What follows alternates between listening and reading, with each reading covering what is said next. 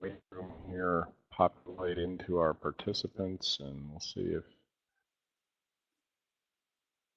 Leah is still waiting for some reason. So we're pushing her over into the waiting room.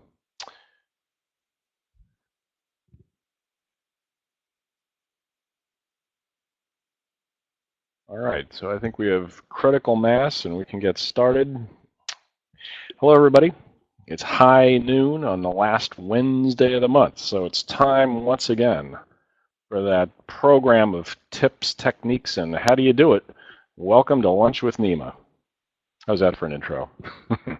I'm Dan Yeager, Director of New England Museum Association, and for the next hour or so, we're going to have a real treat in store for you. If you have an interest in the subject of museum sustainability and how it connects with the vital topic of global sustainability, our speaker today is known globally as well as one of the leading authorities on green practices in museums.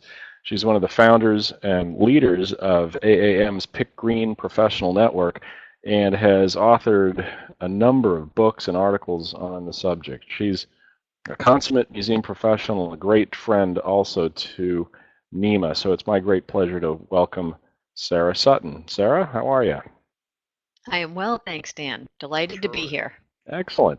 So before I turn it over to Sarah, I want to mention a couple of Lunch with NEMA protocols and a few tips on making the most out of the webinar here. First of all, feel free to pose questions or add your comments in the chat box. I talked with Sarah beforehand, and she indicated that she's game for answering any questions during her presentation. So feel free to throw the questions in there. Meg Winnicates and I will keep an eye on things, and we'll relay those questions to Sarah during her presentation. She might triage them into perhaps answering them afterwards. But anyway, ask them, and also feel free to comment and make everything a conversation as well. Also, let's do a quick sound check now. So if you can hear me okay, please type your name and your location into the chat box, will you? Just to let us know that I'm coming through and we're all coming through. And while you're doing that, I'm also going to let you know that we are recording this session, as we do with most of our Lunch with NEMA episodes, and that we'll be posting it to our website, nemanet.org, in the next few days or so you can listen to it again, so you can really not worry about taking notes if you want to. All right, sounds like everybody's hearing us okay, and we're coming through loud and clear, hopefully. So with that, I'm going to turn it over to you. Sarah Sutton, thanks. Thank you very much. I'm delighted to have everybody here today. That's my little bit of Halloween there on the opening screen. And it's a theme for today's discussion. My son and I sat down to do pumpkin carving. That's a pumpkin there on the right. And every time I do a pumpkin, it has triangle eyes and a big smiley face. And it seemed to me that it was time to think a little bit differently at age 54 about how I do my pumpkins.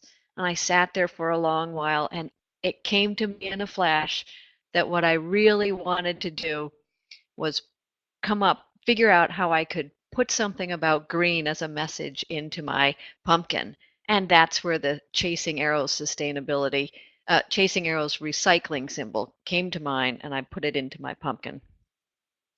And that's important today because we're going to talk a lot about thinking differently when we talk about green thinking.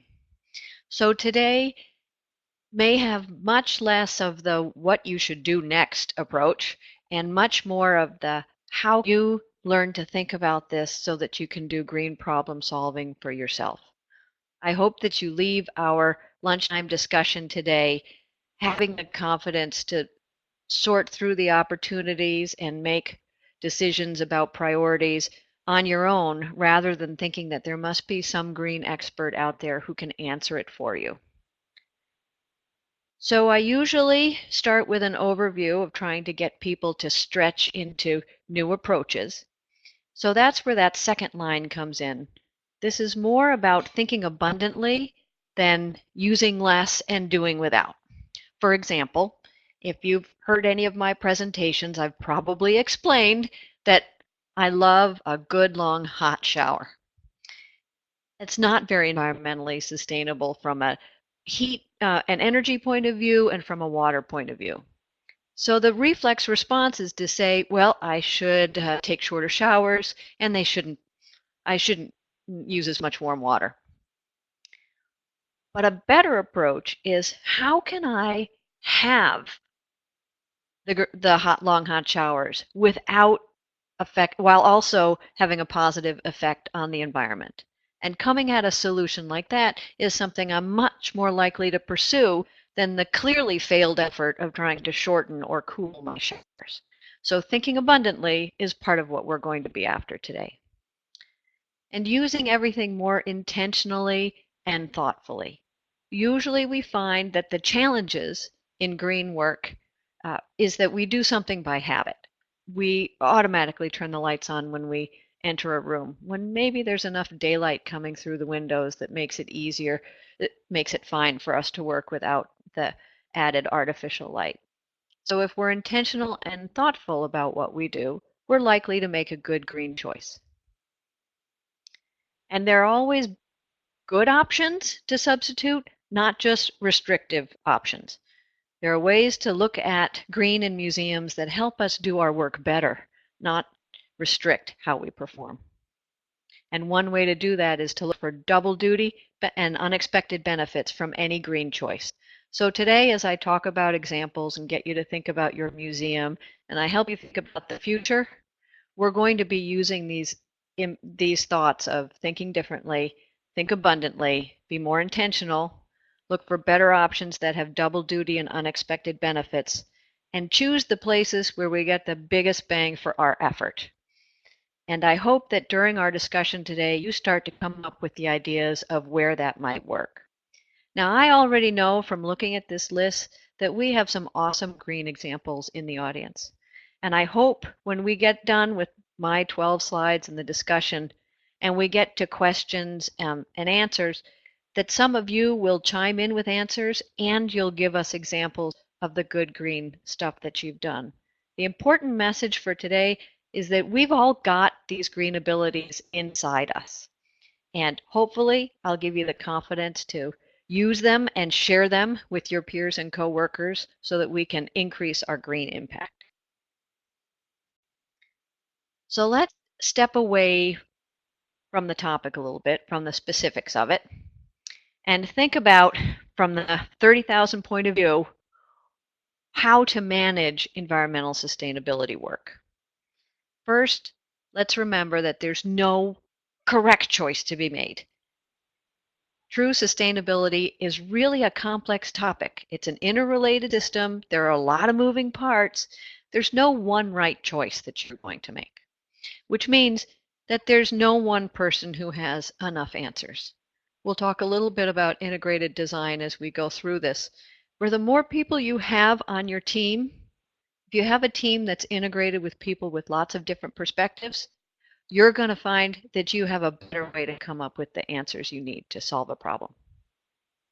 Having this concept of complexity, interrelated systems, need for integrated systems, integrated teams, makes team learning and collective action really critical for change at scale.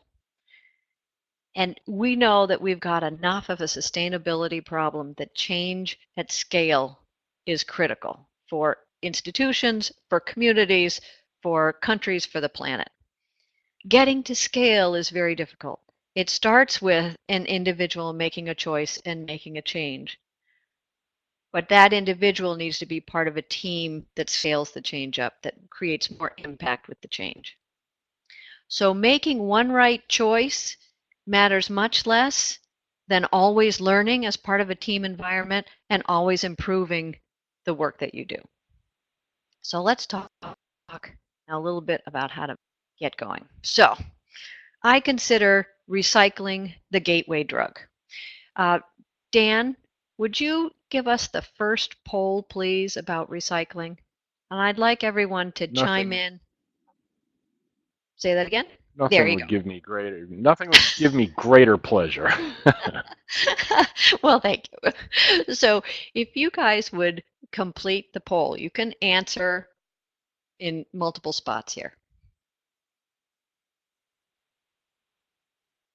I consider recycling to be the gateway drug because everybody can participate.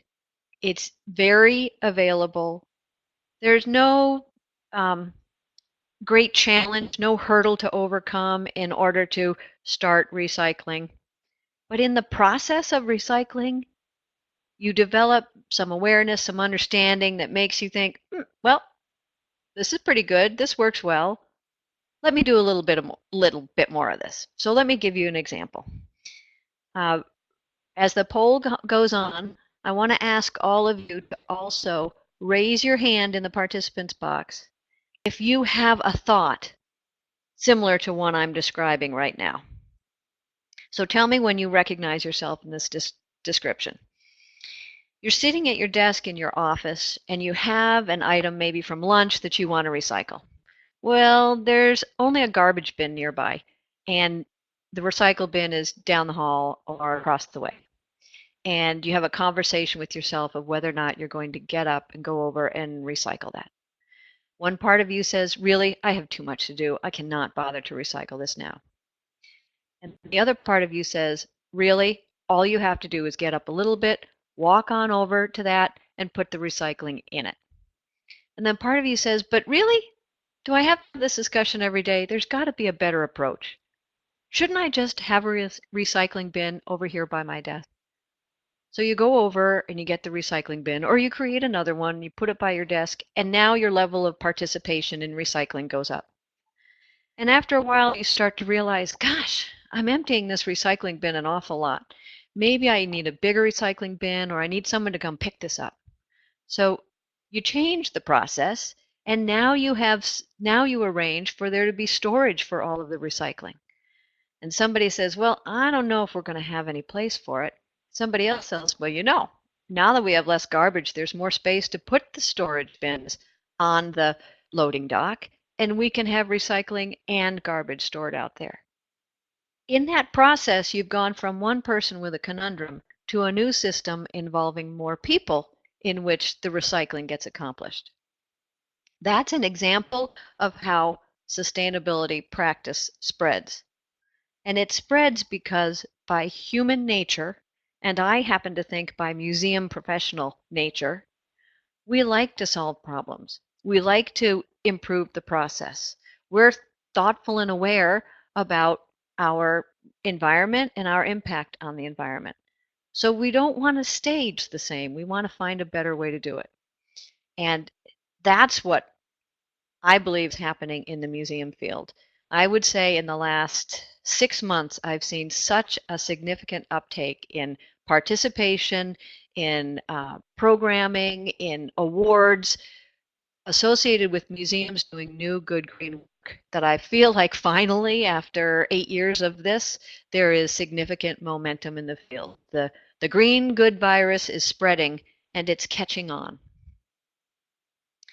So why does it catch on? Oh, wait, before I go on, I want to stop here and say, look at the poll.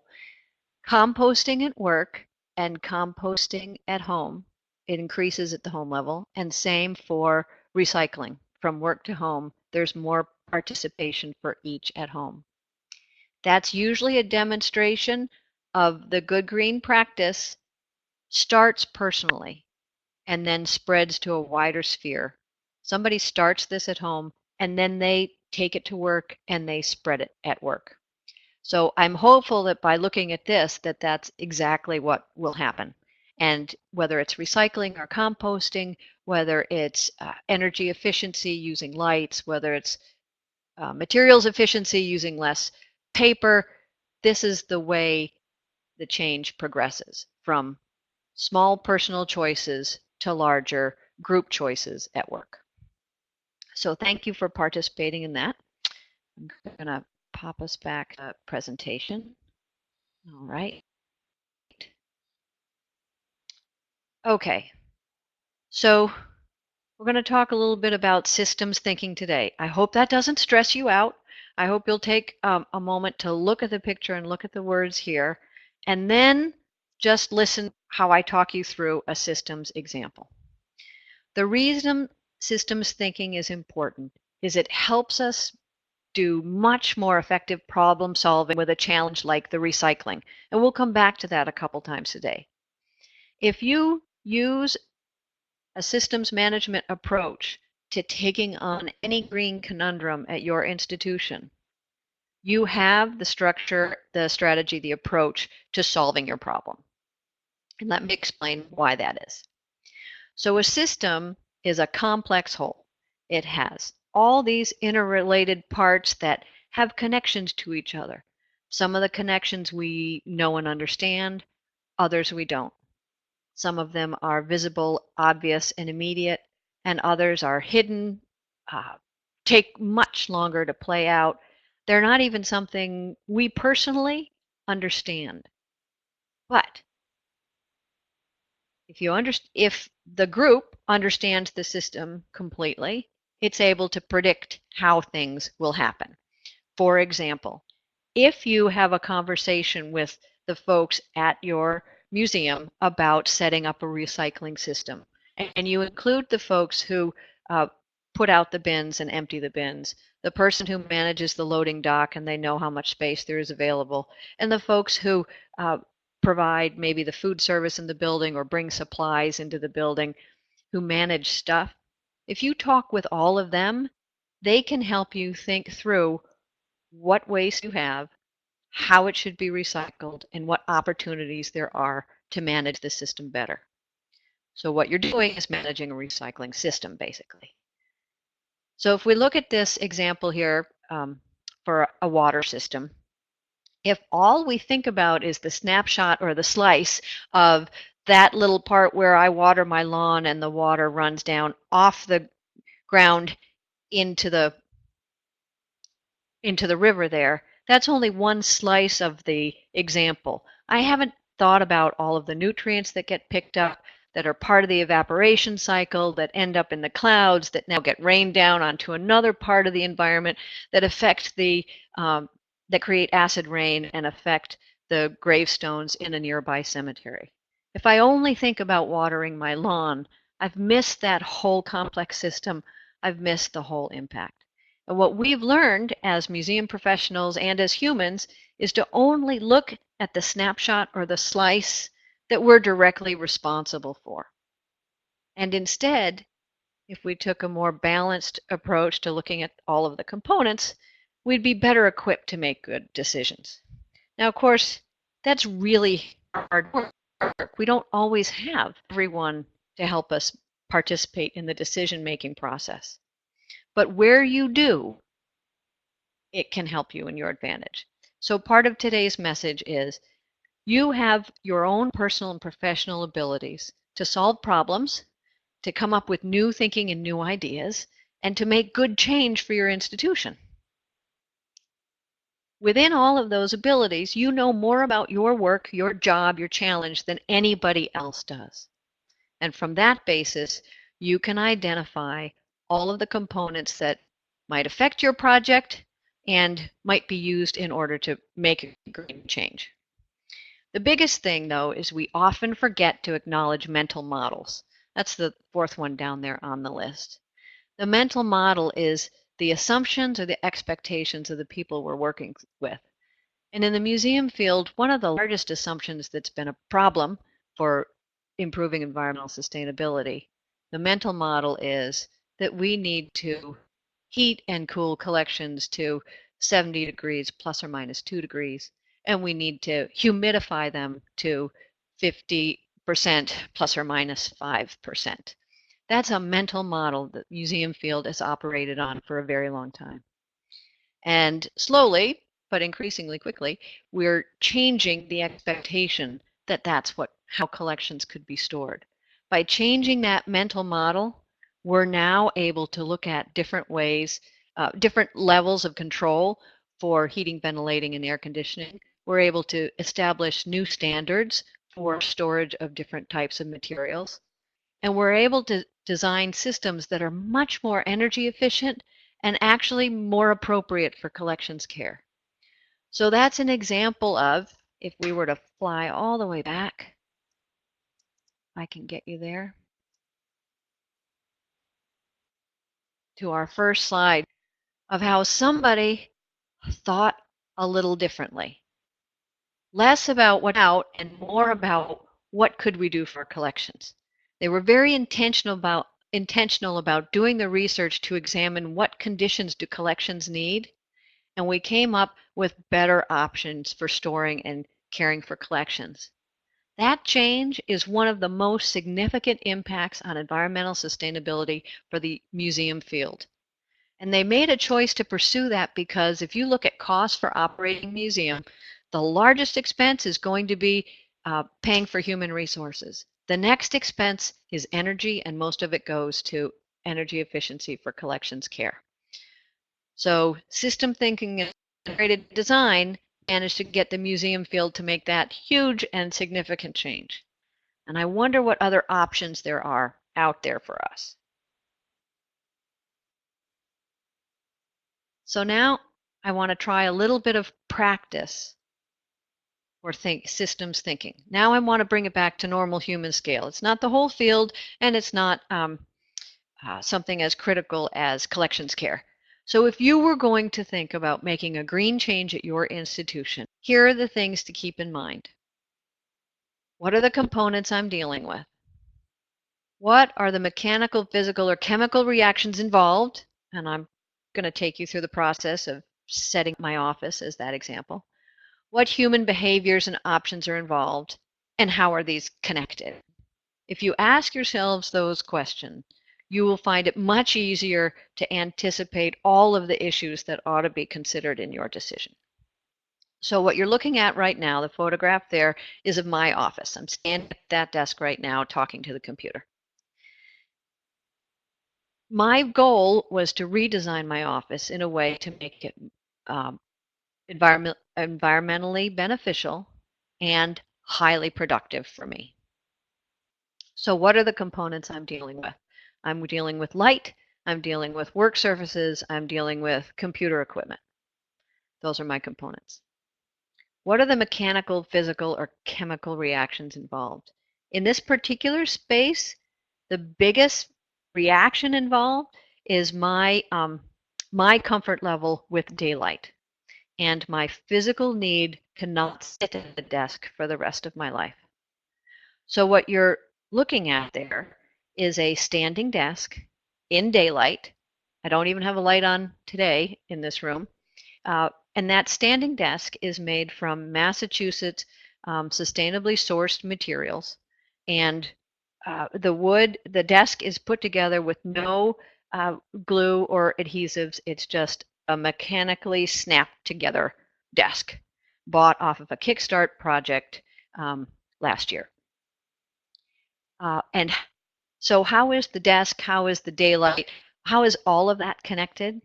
By working in this particular space, I'm physically active, I'm mentally active, stimulated by the light that comes in from outside, and gosh darn, it makes me feel good to look at that desk every time I see it, what it supported, what it represents a change from.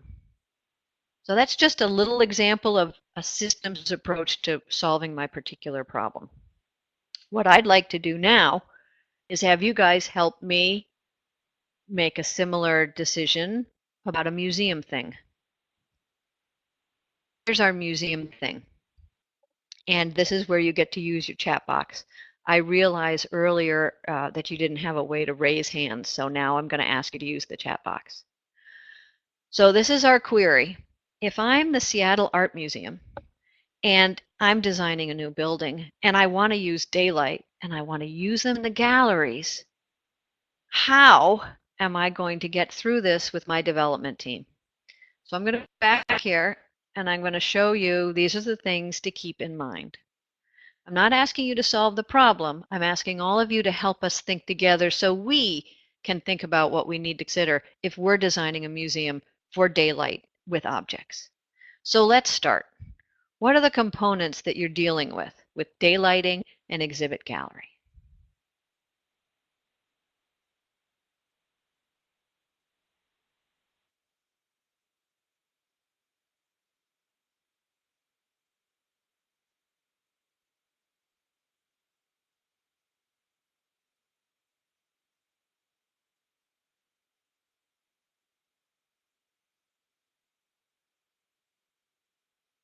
Great. So we're great. We're already not just thinking about the artwork, we're thinking about the visitors. Meg's got a great point of thinking about weather conditions and time of day. The light is going to shift. Uh, is there a spot in the building where we actually build in any daylight? Maybe the view right outside is going to be the wall of the next building over. Okay, sunlight is going to heat up the room, so that's going to affect the HVAC system.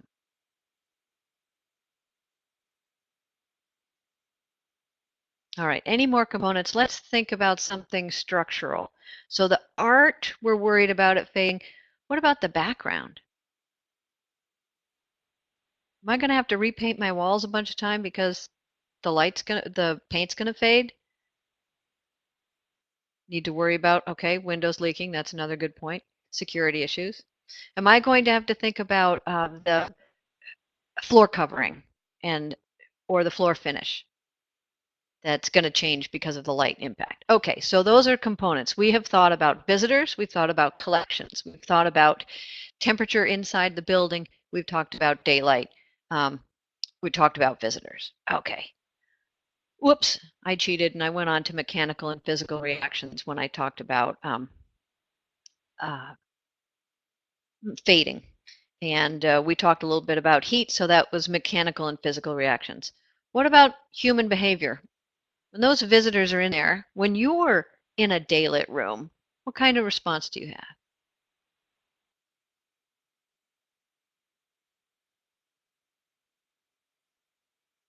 Ah, that is an awesome point, Kristen, about glare. I hadn't thought of that one.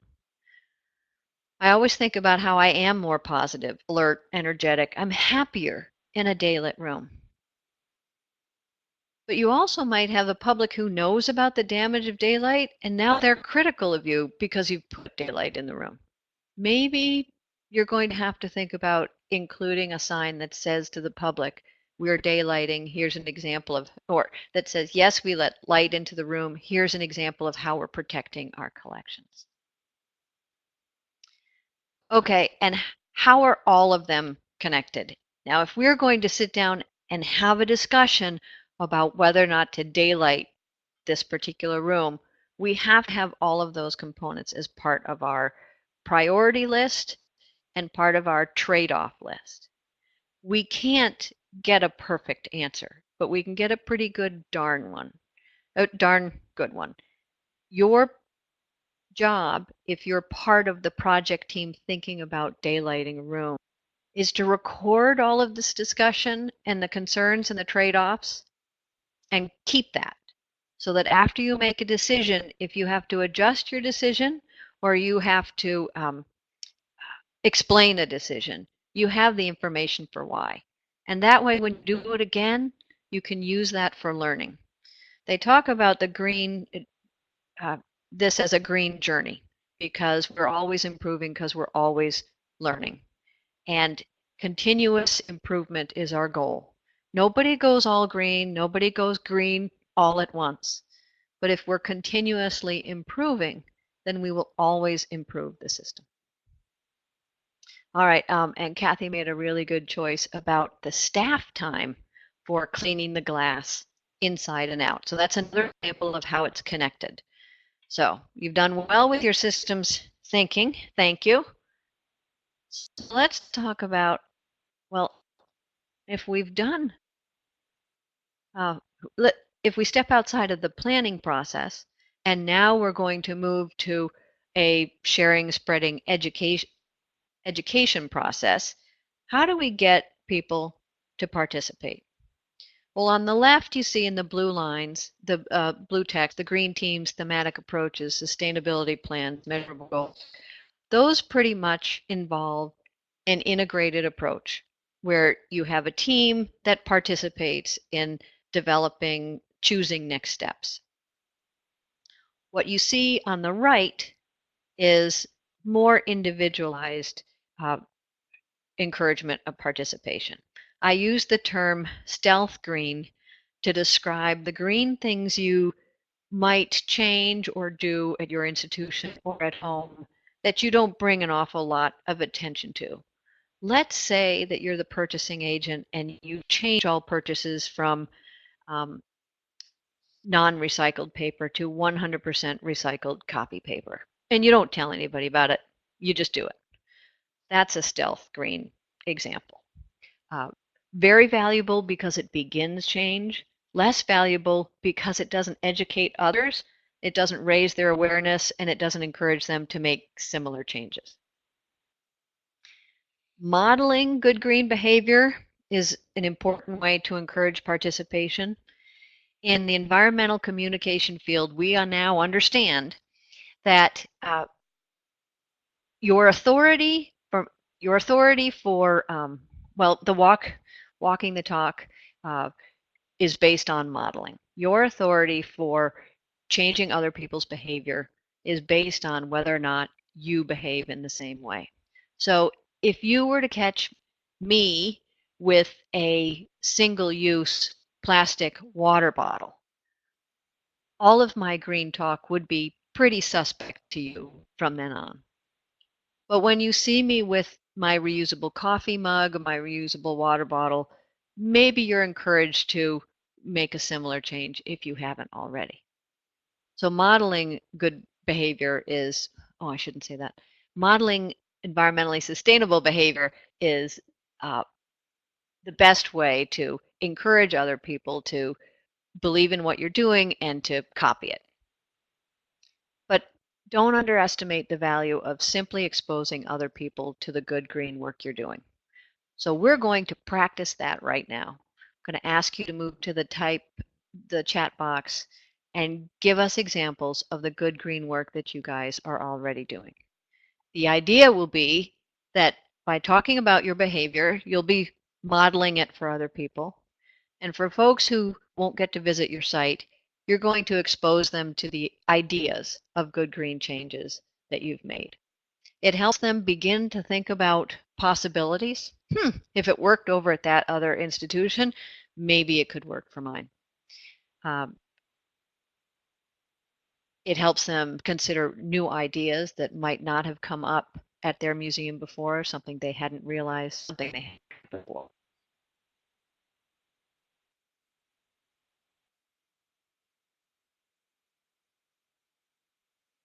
I love the idea of the washable K-cups. That's a simple initial change you can make that other people will notice and be able to practice at home.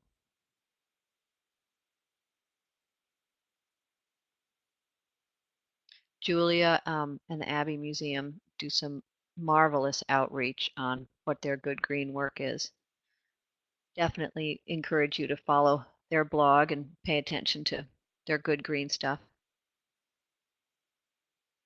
I know that we've got some folks in the audience with solar panels. Lots of LED switches is part of lots of organizations switching to LEDs. It's becoming a common and important thing to do. Greenery inside, that's a marvelous example. Taking your business elsewhere, Julia has said she's taking the recycling to a different transfer station because she's more confident in how they manage it.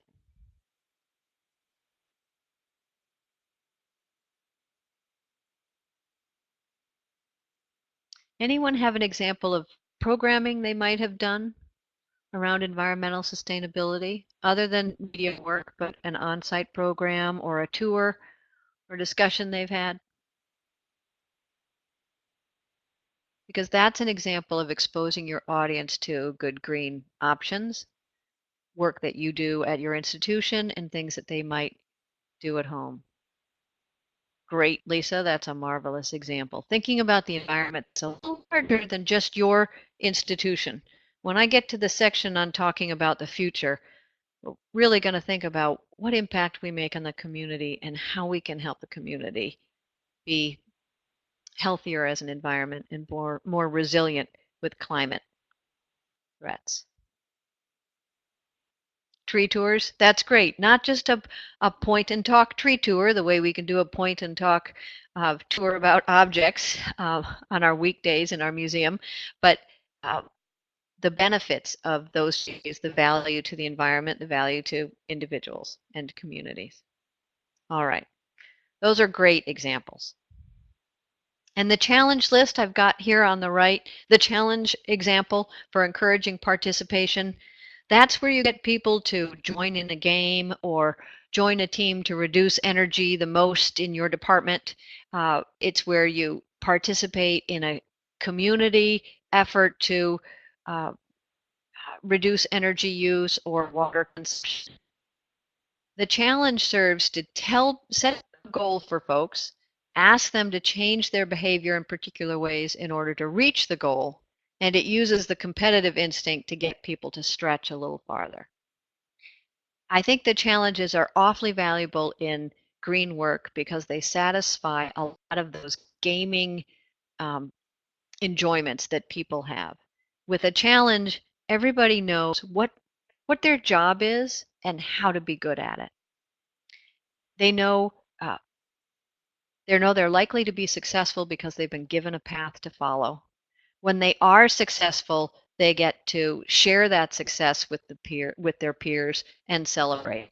Those three concepts is what makes gaming so attractive, and it's what makes the challenges for green participation, opportunities for green participation to be so exciting. So don't hesitate to use all of those as ways to get folks in your work environment to make some changes. They're all equally valid, and they start raising awareness that leads us all towards greener performance.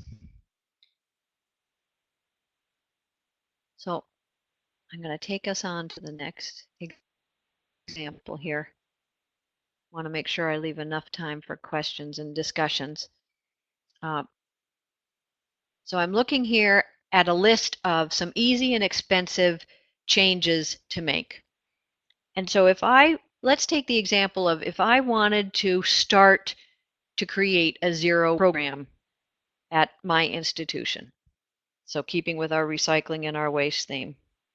And I wanted to use systems thinking, and I wanted to use peer and coworker engagement in my efforts. Let's talk together a little bit about how we might go about that. So on this list of things, there are a couple things that support a zero waste institution. You'll find having a supply swap day with peers would do that. Preferred purchases list would support zero waste, and recycling rubber gloves from collections care and cleaning with TerraCycle would support that. Zero waste is a goal of limiting the amount of material that goes to the dump, not to the transfer station, not to the recycling center, not to composting, but the thing that is going to end up at the dump is just 5% of all of what you get rid of at your institution. So it's not 0, but it's a very, very small amount. If I used systems thinking to tackle that, one of the components that's most appropriate to start with is that I want to be careful about what purchases come into the building, what kind of waste, what kind of packaging, what kind of throwaway parts are there. And I want to keep as many things that I bring into my building from going away to the garbage. One way to do that is to trade with folks who need it. Supply swap day with peers. And another one is to find new ways of recycling things. And I think you saw earlier in the chat box that Leah signed in as part of the Sustainable Museums team. There are 5 of us now here in varying degrees at the Sustainable Museums project, and our first project together was to create a document for choosing the types of gloves to use in collections care and what is the end use of the different types of gloves. And we have discovered a program with TerraCycle where you can recycle most types of the nitro gloves or the rubber gloves with TerraCycle for a small amount of money and a small amount of space that helps you divert waste. NEMA has a copy of that glove chart that we can make available to you. So those are 3 examples of how I would begin making change at my institution if I had a zero waste goal. So now I'm going to give you a goal of what if I wanted to reduce energy use at my institution? And from systems thinking, I was going to get started. What from this page are a couple of things that you would start with to help folks participate in this change at your institution with you?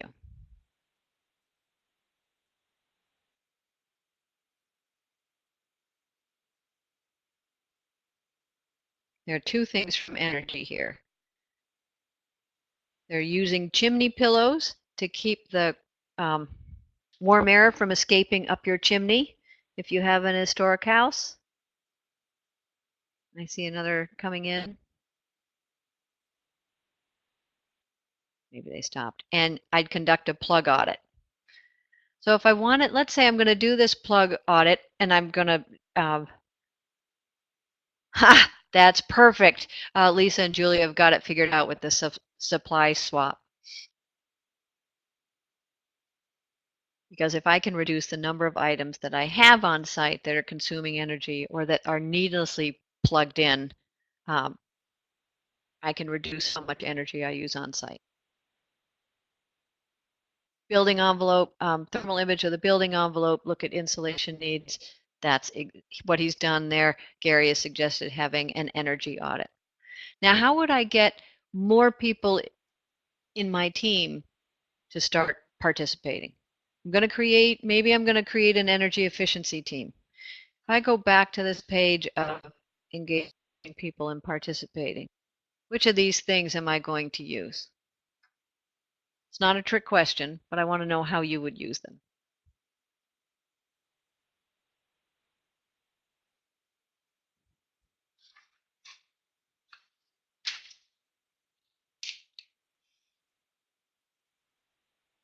Yes. So Emily is motivating the folks who are concerned about money by talking about how much money we will save by reducing energy. So maybe she's going to create a challenge. Let's see how much money we can save. I think it would be a great motivator to say for any amount of money reduced on our electric bill in one month, the money saved goes to the education department, or the money saved goes to the facilities department for more energy efficiency improvement. So whatever money is saved gets redirected to the program, not to the general bottom line. Someone else is motivating by pizza. I like that. That's an example of understanding the mental models of the members of your team really, really well.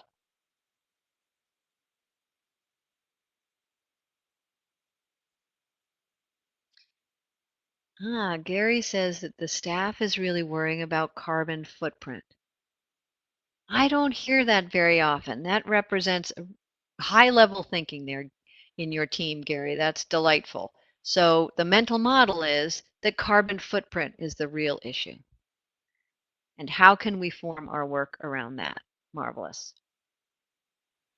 Julia's got a challenge example.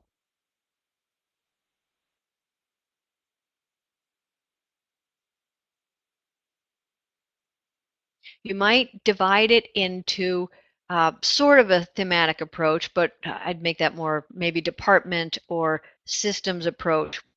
Instead of tackling all energy everywhere, which might be too much at the beginning, maybe it's energy in heating and cooling collections. Maybe it's energy for special events. Maybe it's Maybe it's energy consumed for travel. Maybe you have to move people around your site or to and from your site, and maybe it's energy use from transportation costs. So you could break your situation down into smaller bites and pursue it that way to gather the team around it, and then use all of those tools for encouraging participation.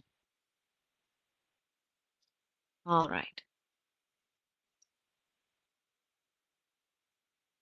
So given the carbon thought, that higher level thinking about our carbon footprint, I really want to take a moment to speak to you a little bit about resilience uh, at our institutions within our communities, to think about the future of your role with environmental sustainability in the community. There are some simple things that are going to happen to us, whether we're in the museum field or not. Our communities are going to regulate how much waste we can generate. Already in the Boston area, if you have 1,000 pounds of food waste in a week, then you have to come up with new ways to divert that food waste. So if you're a college, a university, or a large museum with a cafe, and you produce that much food waste, you have to come up with a way to divert it from the garbage system. We're going to have energy use limitations. We're going to have to do efficiency reporting. We're probably going to be asked to manage our water on site instead of sending it into the overtaxed water systems. Those are huge challenges for museums as individual institutions to take on. But it's much easier for us to address them if we start planning for them now rather than waiting for those things to happen to us. And our public is already starting to expect that we use green materials, that we're not wasteful, and that we don't engage in greenwashing. We really walk the talk. We behave the way that we ask others to behave. We behave the way we tell people to behave. Kathy, remind us what town you're in. Better water management, and what better water management is defined as. And then, of course, we're going to have some big climate change. The example that you're looking at on the screen is the Brooklyn Botanic Garden.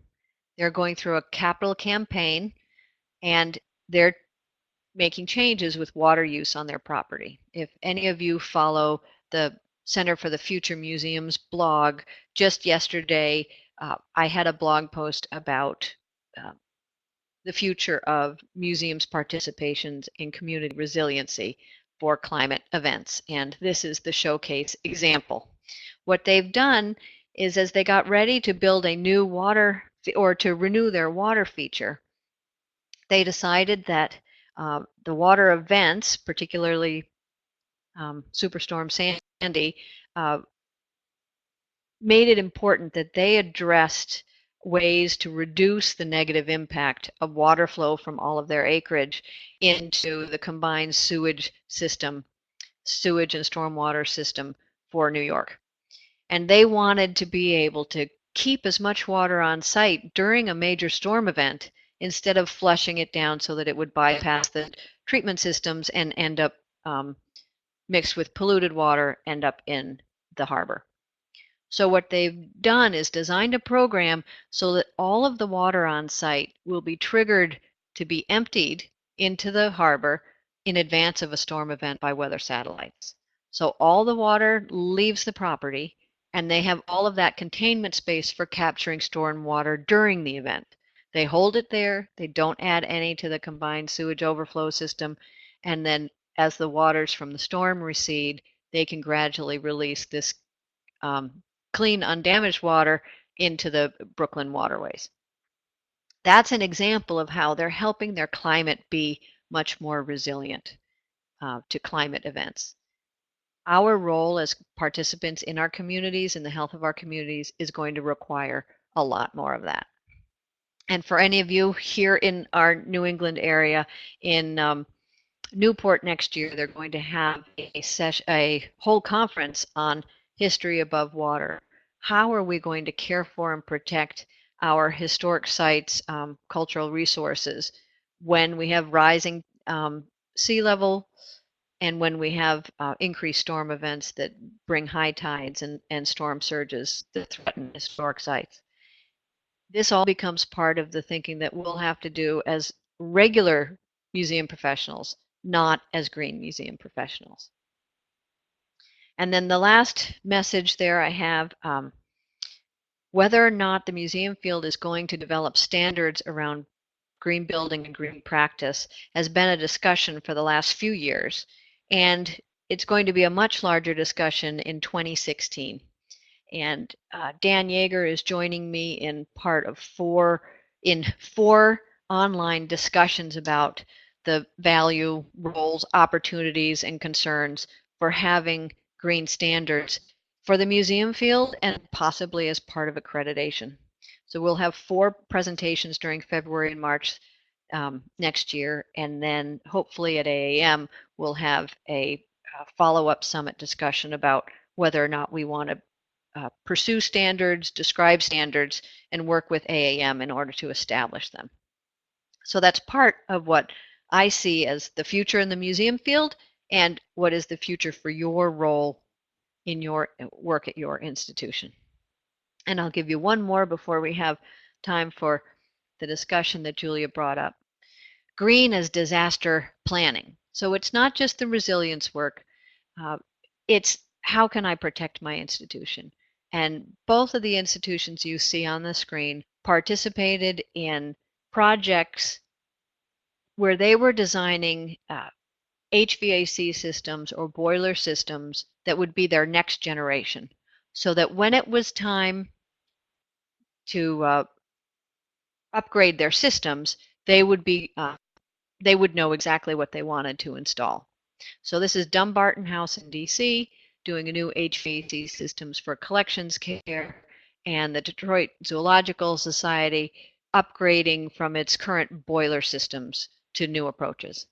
Both institutions suffered summertime breaks in their system. The system went down at Dumbarton House, and they were unable to replace an important component, but they already had an NEH-funded planning project completed and in application for implementation. They already had the system designed. So in their emergency and their hurried up effort to replace the system, they already had a green solution and were able to go ahead with the most efficient plan. And that's exactly what happened in Detroit. Serious storms in the summertime flooded the system and destroyed a couple of the boilers. If they hadn't had their new green system designed for the future, they would have simply replaced the boilers in kind, and now they have a much more efficient system. So taking the time to think about how you would green your institution means that if you have a disaster and you need to make some changes, you may already have a green solution ready to solve your problem. All right. So I'm going to take some questions now, and I'm seeing Lisa's note here. Repeat the session at NEMA, not just at AM. I appreciate you saying that. Part of the reason we're doing the 4 online sessions in January and February are for all of the folks who want to be part of the discussion who can't come to AM. So that discussion will be open to everybody. But that's an excellent point that I can ask Dan maybe to give us some time at NEMA next year in order to continue the discussion. Sure. Maybe we'll find a place to have a cup of coffee at this one and do it. So thank you, Lisa, for suggesting it. Julia has a question about how to get people to think about water use. Seems like we have plenty, sometimes too much. Why should we be saving it? That is a great discussion. The human brain is not designed to deal with long-term threats. It is designed to work with immediate threats. If there's a lot of water around, it's really hard to believe that there's any threat to running out of water in New England. So one way I'd go at that is to talk about water quality, not just water quantity, and to use an entirely systems approach of it's not just about the water that's available to me to drink. It's about the water that percolates down into the water table and supports the structure of the land that we actually walk on and drive on. Um, the quality of that water feeds all of the plants and animals in our area and provides the reserves during a drought so that we don't have catastrophic breaks in our agriculture system or in our natural system. And that the water that's on the strips that we see that we think we have a lot of is actually part of a global network of water systems. So what we do here really does affect global weather and water patterns. And I'd find I'd find time and talent to help me explain those global patterns more effectively. Uh, we have 4 or 5 minutes left. Would anybody else like to chime in with questions or more examples of work that they've done or suggestions of programming that we should do about standards or sustainability in any format that's useful to you? Hey, Sarah, one question I have is, in general, in your observation, how do typically museum folks gain traction in their museums? Is it typically a top-down process or a bottom-up process? It's pretty randomized. Uh, but it rarely comes from the middle. That's the best answer for that. It often starts with somebody who brings the recycling home and then decides they don't want to bring it home anymore. They want to recycle at their institution. But it's equally likely for a leader or a president from the board or a president from the staff to say, we're going to set an energy efficiency goal. We're going to reduce our energy costs by 50% in the next 10 years. Go. And then the staff has to come along with that. The Association for Zoos and Aquariums now requires a sustainability plan with goals for accreditation from 2016 on. And having that plan and goals using their format actually is a marvelous way to focus the institution on making those changes and help each staff member see where they could participate in supporting those goals and making the change. Right. Sorry, that's AZA, right? Yes. Mm-hmm. AAM looking at that as well? I hope. Well, I think through the discussions they'll have to. Mm-hmm. Excellent. Mm-hmm. Well, it looks like we're nearing the end of our hour. I see here Emily chiming in. Better late than never, right, Emily? Flip side of water shortage, too much water. I'm seeing, Sarah, some of this water issue is maybe a subset of the question that might be pretty interesting to raise here in Boston, and well, throughout New England, our coastal areas especially. Yeah. Her comment that making a bold public statement, I realize I forgot to do a poll, but I'm not going to do it now. It is very risky to make a bold public statement like that. You will definitely get pushback. And, but I think that those institutions that are in the position to do it, and they have the leadership backing to go ahead and start such a discussion, I think that's a really valuable role for them to play. It's a critical role. We need more institutions to do that. But not every institution is in that spot.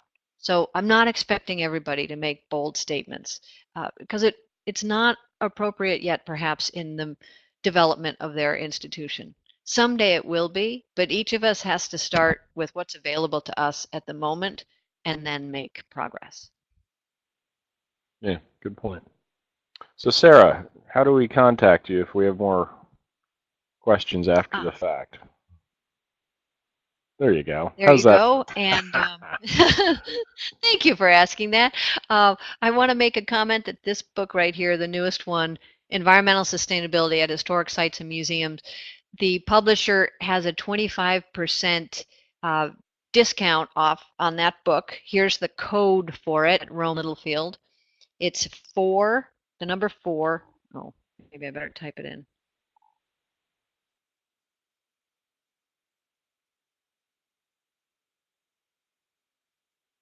Okay.